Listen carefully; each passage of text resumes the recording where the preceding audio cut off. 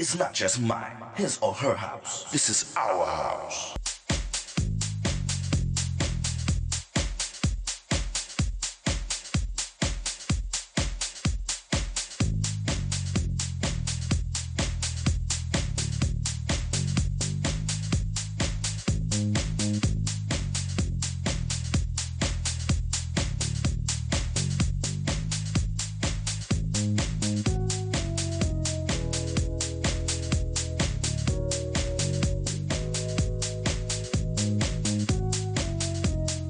DJ Tyrone Lowe.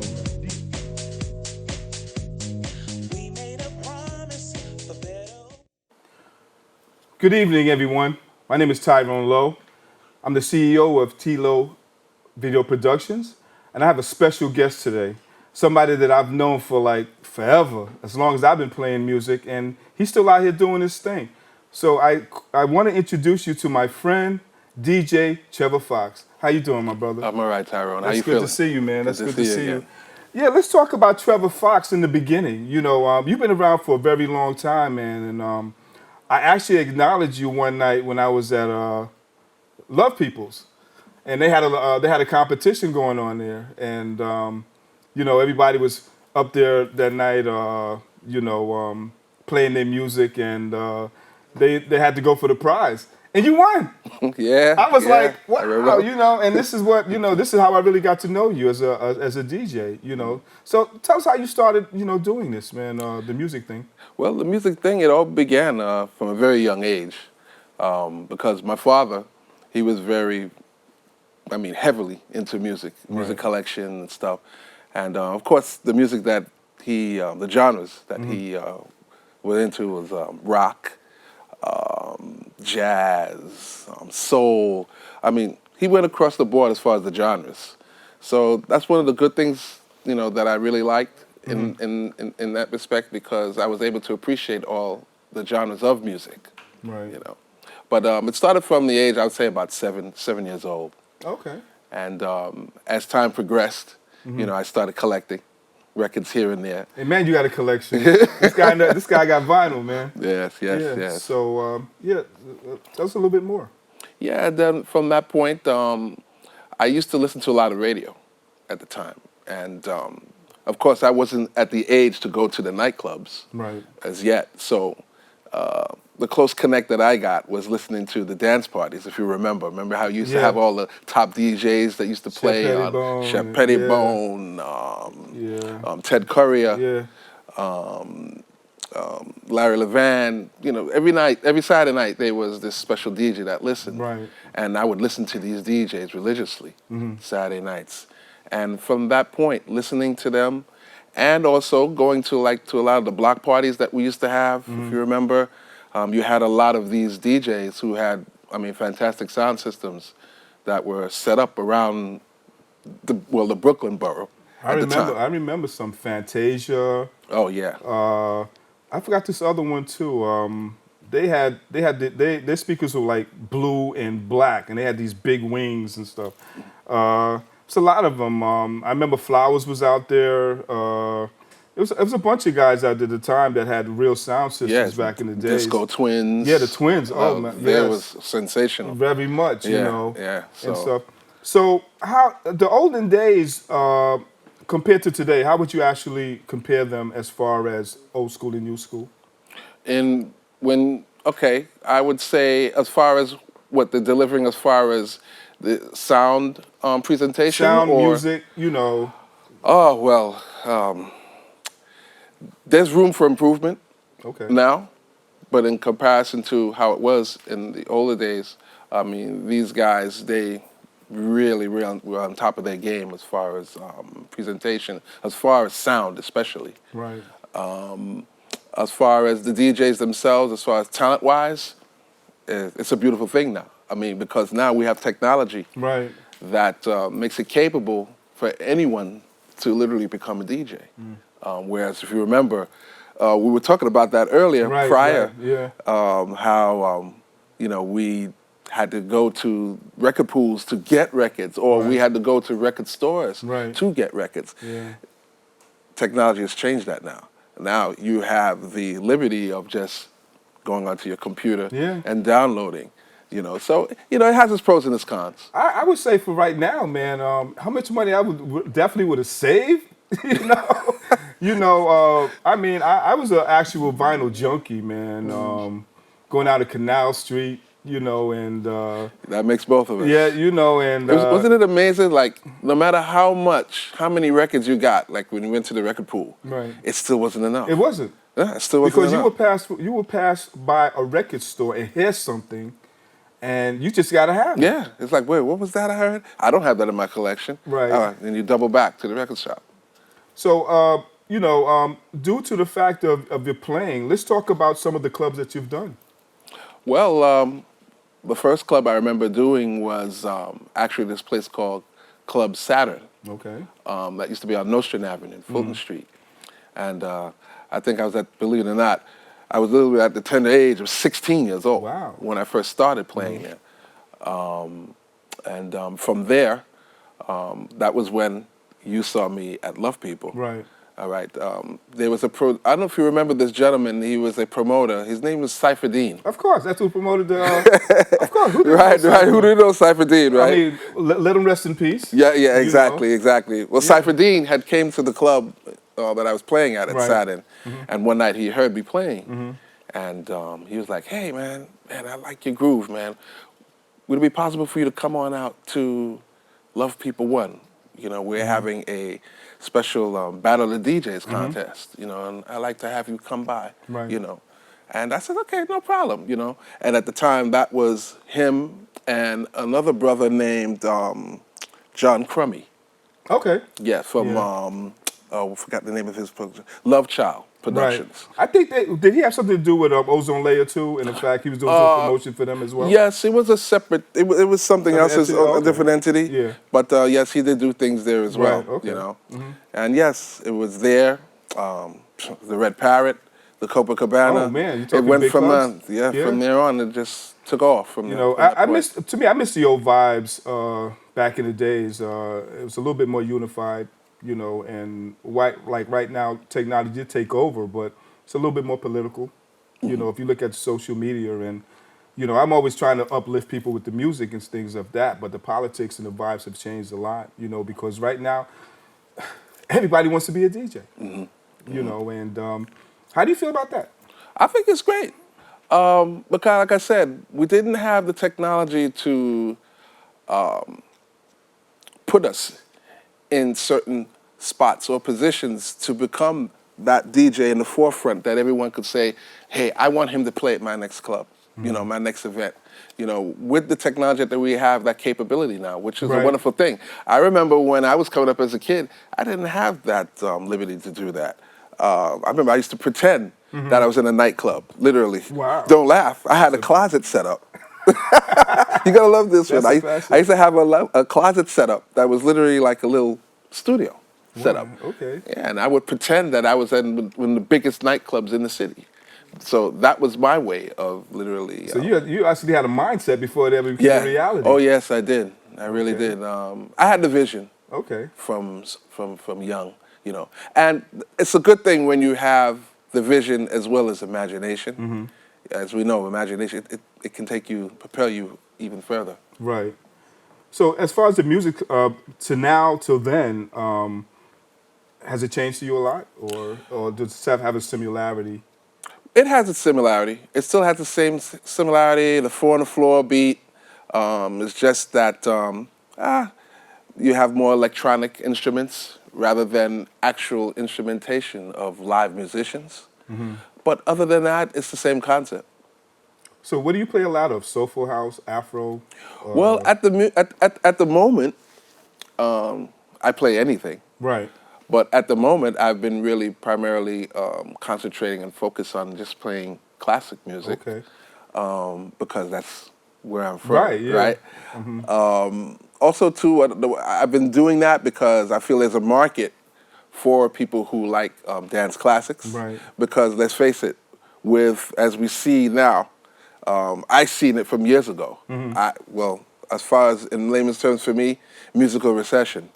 I saw this coming. Not so much the club's closing. Right. I never thought that that would happen. But I saw that there would be some form of slowdown in that regard. But in terms of the actual music itself, well, yes, I prefer playing classic music. Okay. I love the classics too. I play everything, you know, and I think music is music. You know, were you a Paradise Garage fan? Or? Yes, I was. You know, if I didn't have this long shirt on, I still have the credentials to prove it. Okay. Yes, I was a Paradise Garage head. Even in my busiest moments, as far as playing, I would still make it an effort to at least go to the garage at least once a month. Right. You know what I mean? It was hard, but I still used to do it nonetheless. Even if I had to stay like 3 or 4 hours, I still had to get a fix. Like when you want that cup of Joe, Yeah. you know? Yeah. And Larry used to put it down too. I mean, for a guy with that system, oh my goodness, it was outrageous back in those Yes, days. he did. Yes, he did. So, who influenced you as a DJ? You know, from your start to now. And Well, who's, you know. It was actually two people. Okay. One was a brother that when I was at a very young age, I say about 13 years old, I never forget, it was my 13th birthday. And that was when the disco era was at its peak, literally. And, you know, I'd never seen anything like as far as like these vast speaker setups. And one day, I just happened to go outside, and across the street, there he was building, because we remember, years ago, the DJs actually built Right, they did. their speaker cabinets. You know what I mean? And when I saw that, I was really intrigued by what he was doing. And I had a real interest from that point. And then it was when I said to my mother, "Ma, there's a guy across the street. He's building these speakers. And he's a DJ. Can we get him to play for my 13th birthday party?" Okay. And he did. You know what I mean? And ever since then, And who was this, by the way? his name was Brian Lee. He was a Guyanese DJ. Okay. Because if you remember, a lot of the DJs were from the Caribbean. Yes. If you remember. Because, you know, I started off, I forgot his name. He was a Guyanese DJ as well. What's it, Brian? Not Brian Lee. Well, anyway, he had one of the hardest systems out here as well as a DJ, and he every time I used to walk into where he's playing, he's like, "Come on, Ty." You know, a matter of fact, I remember one night playing in Club Ecstasy. You were supposed to be playing upstairs, Probably. and you came downstairs, and we all rocked out that night, Right. and stuff. I had to cut out early, but everybody was doing some mixes that night, and stuff. I forgot his name. His last name was Lee, and he had it was his system in there that night. It might have been the same guy. And stuff, you know. Because how many Lees? I can't recall how many Lees that there were. He had an outrageous sound system in there, and everybody came downstairs, because I don't know what happened upstairs, but the party came downstairs, and we all played for a little while, and I had to break out. Right. And stuff. Good memories. Yes. Yes. Yeah, so. And then the second person was this gentleman named Ted Courier. Okay. Ted Courier was really the one that put it on me. By that time, I was like about 16 years old at the time. And like I said, I used to listen to these DJs on WBLS. And there was just something about the way this gentleman played that I said to myself, yep, I want to sound like that. I want to emulate that somehow, but with my flavor. But I like the way he's laying it down. And I've studied him, and I just took it from there. Let's talk about Hollywood East. Oh, yeah. Right, I almost forgot about that place. Oh, don't forget about that. I didn't forget about it. I don't forget about Hollywood East. And before you even say anything about it, man, I can't wait. That was your signature. That was the song. That was your signature. Yeah, you knew it was party time. Yes. You always started off with that. You know, I remember that so well. You know, so let's talk about Hollywood East. Yeah, Hollywood East was a club that was in Flatbush. Right. Right. It was across the street from that beautiful Kenmore Theater, if you remember, on Church Avenue. Right. And I remember the club that I played at, which was Saturn, which were the same owners. that club had closed. Right. And they were on a hiatus for about 2 years. I guess they were searching around for a different space or what have you. And they came across this nightclub. Right. And I don't recall the names of the prior owners, but they came in and they got a deal. And I think prior to that, I think I was there once. This was on a visit because Charisma used to play there. Exactly. Yeah, Charisma had it first. Right. And I remember that night when he had quit for some obvious reason or the other. Then that's when I saw you come in. Oh, okay. Well, maybe, who knows? Maybe the calling of the God. Yeah. And he threw the towel in. Maybe he saw that they were doing some type of contractual thing, and maybe he didn't want to pursue. Well, you have to look at any longer. Charisma's aura from where he came from, as far as playing in, Sassoir and these other high intensive clubs he was playing at, and Hollywood. For him to come to Brooklyn, because he was, he has transferred to Manhattan as a DJ and stuff like that. I guess he probably said, well, maybe this is not my repertoire. Right. Because if you look at the Brooklyn style and Manhattan style of music, Manhattan was playing a more variety. Yes, they were. Of music, Yes, they were. Where Brooklyn was more into a different setting. Yeah, you had to really, I would say, prime the people in Brooklyn, whereas you were able to be a lot more creative in Manhattan. They were more open-minded as far as the music was concerned. Okay. So Let's talk about your group page. What's the name of it? I forgot. the playground. The Playground, yes, The Playground. Ever since I've seen that, it exercises my theology on old music, where somebody would actually just post something on there, and you're like, wow, I haven't heard that in such a long time. So how did you come up with the concept of that group? Well, the concept of the group came up from, again, my childhood. Right. I was always in the playground from a kid. If you remember, the inner city, as well as Brooklyn, if you remember, New York City was very gang infested. Right. When we were coming up. Right. So my way of getting into safe haven was always the playground.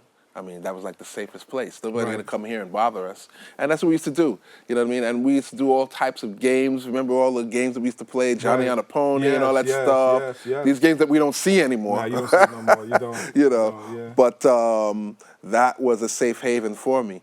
And I used to do a lot of things other than that, playing in there. I mean, I used to do homework in there. Okay. You know, stuff like that. So that reminds me of that, the group name.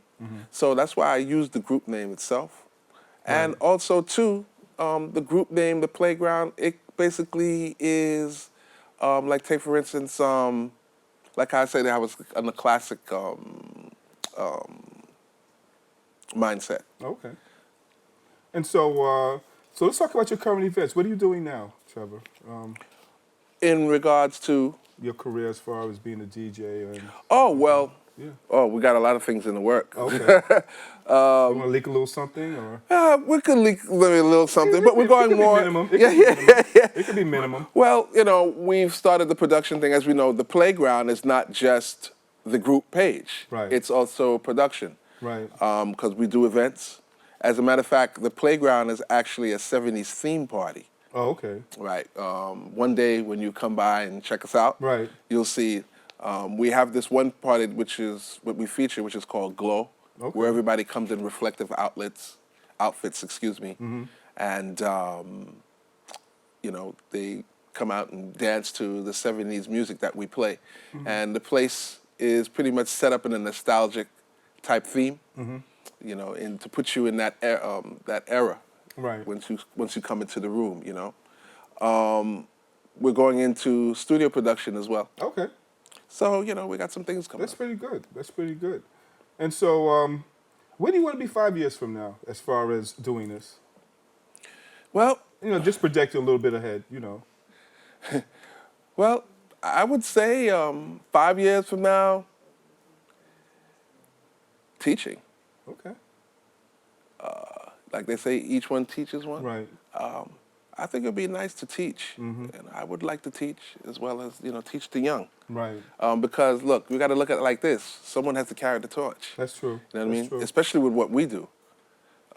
If once we put it down, that's it. That's it. Yeah. Most definitely. I look at it as I'm always trying to lift up the music. I don't try to look at the negative part of it. I try to look at the actual positive part of it. I always say music is a gift from God. That's And I always say right. to myself, and I'm going to ask you that, if there wasn't no music, what would you be doing? That's a good question. Making music, Okay. creating. It's funny you mentioned that. I remember prior to DJing, I'd always be humming, trying to create some type of sound. Right. So probably I'd be making music. Okay. All right. So now we're going to get into the part of your contacts, and how people can get, and actually get in touch with you, email address, things that you might want to share as far as contacts. Well, if anyone wants to get in contact with me, I'm at the playgroundworldwide.com. That's my email, and as well as that is the website. You can also reach me at Instagram at DJ Trevor Fox. And, well, most of the information will be on the website. That'll give you the other links to the Mixcloud, and where you can enjoy my mixes from time to time. It's right on the website. So you have any shout-outs you want to give to anybody that might be watching this? Yeah, I want to give a big shout-out to my wife, Miss Aura Fox, who was also behind me in the playground, who has supported me. I want to thank you very much. I want to thank all the promoters. I want to thank all the DJs that, I've encountered over the years. You know what I'm saying? That's another thing, too. I'd like to collaborate with certain prospects at some given point. Right. I want to thank my mom especially, because she's the one that bought me the first 2 turntables. Okay. All right. So, All right. we can't forget her. Okay. And there it is, y'all. The legendary Trevor Fox.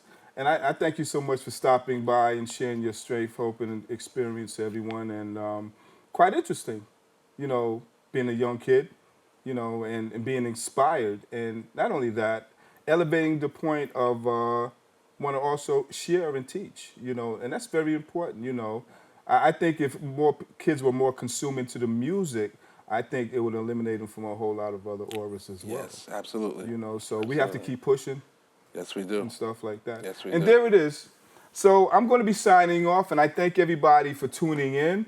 And this is The Legend. My name is DJ Tyrone Lowe, and my guest, DJ Trevor Fox. And we thank y'all. Thank you. Thank you.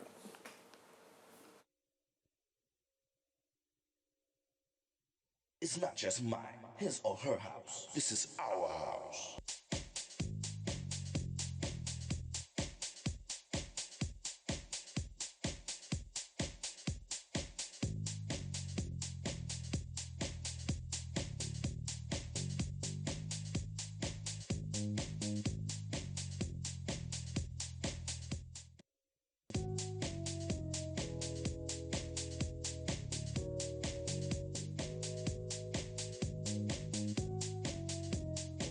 DJ Tyrone Lowe.